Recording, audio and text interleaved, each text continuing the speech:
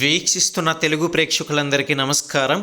రాష్ట్ర ప్రభుత్వ ఉద్యోగులు మరియు పెన్షనర్లకు సంబంధించి ప్రతి ఒక్క లేటెస్ట్ అప్డేట్స్ ముందుగా మీరు పొందాలి అనుకుంటే ఛానల్ని ఇప్పుడే సబ్స్క్రైబ్ చేసుకుని పక్కనే ఉన్న గంట సింబల్ నొక్కి ఆల్ అండ్ నోటిఫికేషన్ మీద ట్యాప్ చేయండి. తద్వారా మేము పెట్టే ప్రతి ఒక్క అప్డేట్స్ అనేది ముందుగా మీరు పొందగలుగుతారు. ఇక ఈ వీడియోని లైక్ చేసి మీకు తోటి ఉద్యోగులతో షేర్ చేయడం మాత్రం మర్చిపోకండి.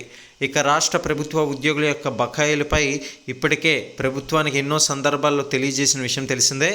మరి వారి యొక్క సమస్యలు, ముఖ్యంగా పెండింగ్లో ఉన్న బకాయిలు, పిఆర్సీ, సిపిఎస్ రద్దు, ప్రతి ఒక్క హామీలను కూడా నిలబెట్టుకోవాలని అయితే తెలియజేశారు. కానీ ప్రభుత్వం సరైన రీతిలో ప్రస్తుతం అయితే స్పందించడం లేదు. ఇక ఏపీలో జగన్మోహన్ రెడ్డి గారు గతంలో ఫ్రెండ్లీ ప్రభుత్వం అన్నట్లుగానే ఎప్పటికప్పుడు వారి యొక్క సమస్యలు తీరుస్తామని అయితే అంటున్నారు.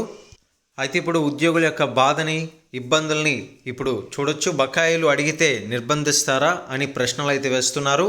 ఉద్యోగ ఉపాధ్యాయుల బకాయిలు చెల్లించాలంటూ ఆంధ్రప్రదేశ్ ఐక్య ఉపాధ్యాయ ఫెడరేషన్ నాయకులు మంగళవారం విజయవాడ ధర్నా చౌక్లో చేపట్టిన దీక్ష స్వల్ప ఉద్రిక్తంగా మారింది.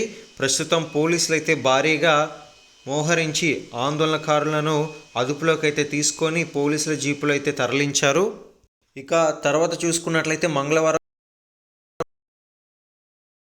బుధవారం యూనియన్ నాయకులు అయితే ప్రకటించారు. అంటే ఈరోజు కూడా ఈ యొక్క ధర్నా అయితే ఉంటుందని అయితే మనం తెలుసుకోవచ్చు. నాయకుల పిలుపుతో 26 జిల్లాల నుండి కార్యకర్తలు bus station, railway station, lining సెంటర్లో పెద్ద ఎత్తున అయితే హాజరవ్వడం జరిగింది. చూశారు కదండి. ప్రస్తుతం అయితే అదుపులోకి తీసుకొని జీప్లో కూడా ఎక్కించుకునే పరిస్థితులు అయితే ఇప్పుడు మనం చూస్తున్నాం. ఉద్యోగులు అయితే పోరాటం అనేది చేస్తూనే ఉన్నారు. వారి బకాయిలను అయితే ఖచ్చితంగా ఇవ్వాలని ఈ యొక్క సందర్భంగా గట్టిగా డిమాండ్ చేస్తున్నారు.